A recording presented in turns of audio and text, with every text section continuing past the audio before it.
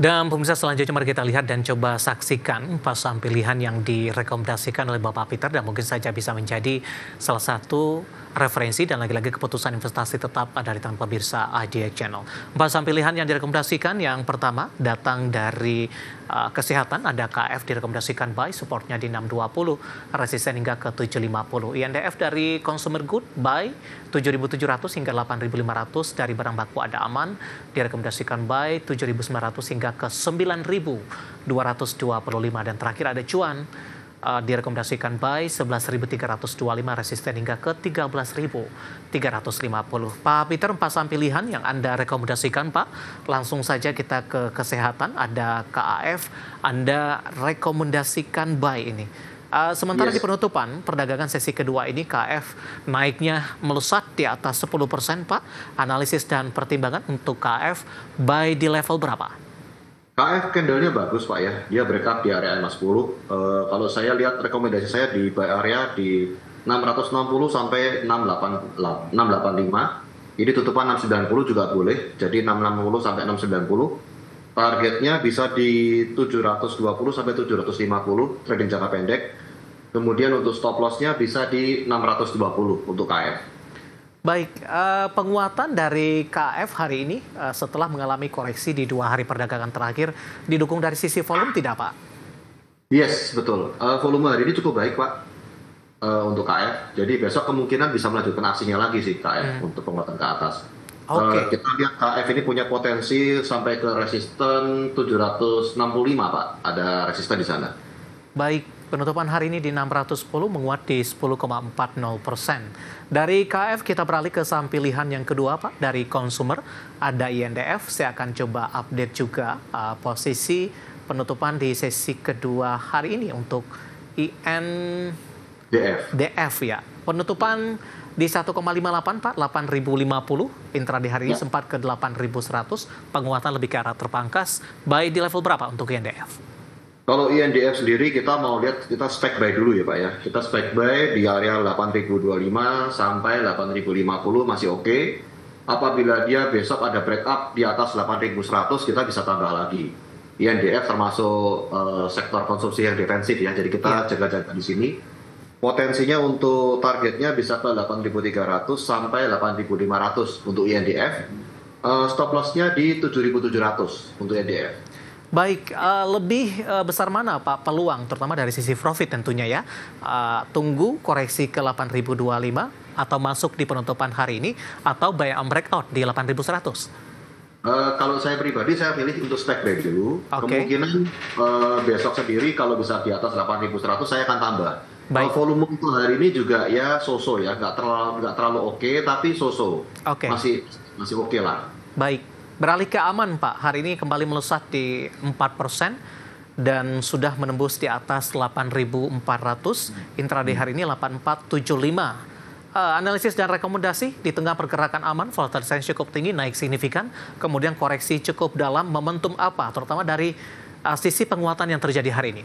Kalau saya lihat aman ini juga bagus untuk diperhatikan ya. Dari harga sentimen tembaga juga bagus ini aman. Jadi kita lihat dari aman sendiri breakout di area EMA 200 secara teknikal. Kemudian sudah hari ketiga ini juga hijau juga ya candle-nya. Untuk buy area aman ini saya lebih ke 8.250 sampai di 8.350. Itu saya area tawar. Kalau memang misalnya besok mau dibeli di harga 8.400 pun juga masih oke, Pak. Karena targetnya sendiri di 8.800 sampai 9.225 untuk target aman. Baik, penutupan hari ini. Bukan aman, AMMN maksud saya ya. Jadi stop loss di 7.900 untuk AMMN. Baik, 8.400 penutupan hari ini. Kita beralih ke saham pilihan yang terakhir ini. Ada cuan, Pak. Seberapa besar potensi cuan pada cuan? Cuan sendiri hari ini nggak bikin new low, Pak. Jadi saya menjadi suatu acuan pilihan saya untuk cuan. Volume juga ada hari ini ya. Dan candle saat ini di area atas, di area EMA 10 dan EMA 20 termasuk bagus untuk aman. Untuk cuan. Buy areanya di 11.800 sampai 11.900. Dan targetnya di 12.525 sampai 13.350. Stop loss, Pak? Stop loss-nya ada di 11.325. Target 12.525 sampai 13.350. Baik, empat saham pilihan yang direkomendasikan ada KF, INDF, Aman, dan Cuan. Dan lagi-lagi keputusan investasi tetap ada di tangan pemirsa IDX Channel.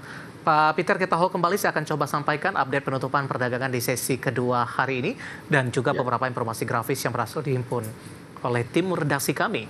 Di mana indeks harga saham gabungan ditutup melemah di 0,54%. Di 6.832,143. Dan lagi-lagi indeks harga saham gabungan belum mampu mempertahankan posisinya di atas 6.900-an karena intraday hari ini di 6.918,783. Langsung saja kita ke grafis yang pertama pemirsa, kita akan coba lihat updatean penutupan indeks lainnya seperti MNC 36, kemudian Jakarta Islamic Index LQ45 kompak ditutup di zona merah di sesi kedua hari ini.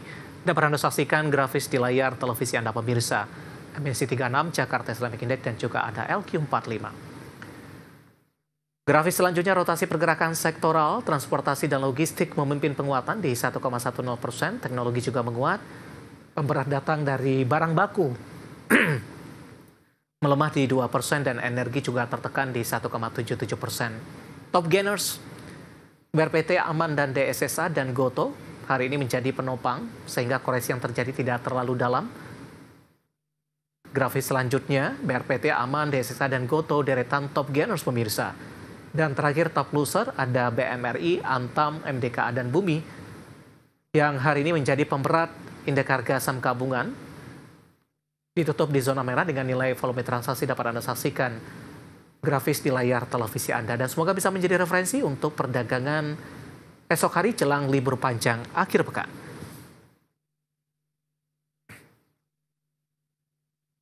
Kita akan jeda kembali tetap di tempat Anda. Masih ada beberapa pertanyaan di WhatsApp interaktif kami. Nanti kita akan coba ulas satu persatu. Kami akan segera kembali.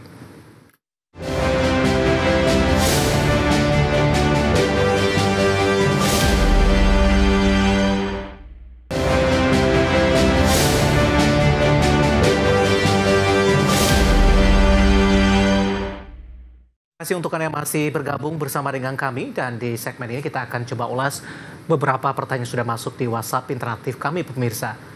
Pak Peter, kita lanjutkan kembali Pak untuk Fore Pak. Analisisnya seperti apa? Ada Bapak John dari Jakarta menanyakan Fore ini Pak. Selamat sore Pak John. Saya langsung jawab ya. Ya, silakan Pak. Untuk Fore sendiri juga kalau saya lihat cenderungnya mengarah ke mini downtrend ini ya. Kita model mini downtrend ke sideways.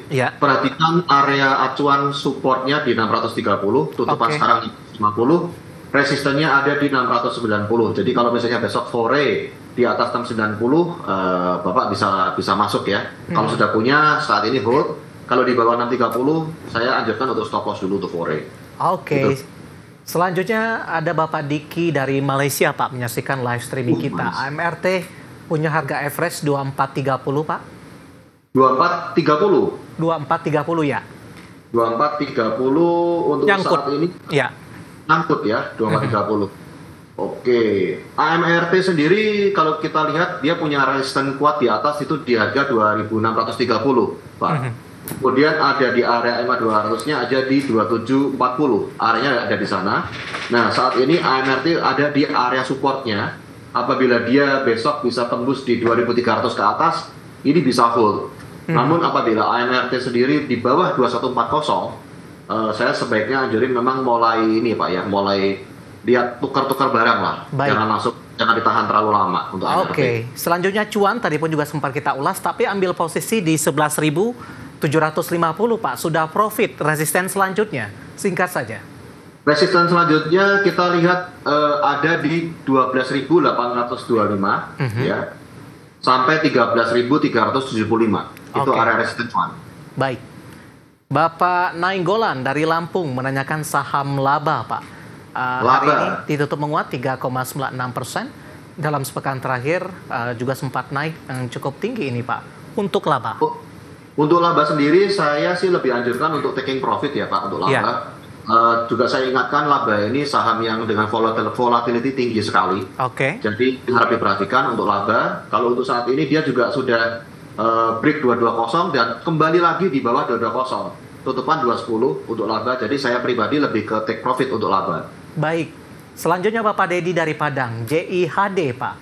Arah ke depannya kira-kira seperti apa? Direkomendasikan masuk tidak?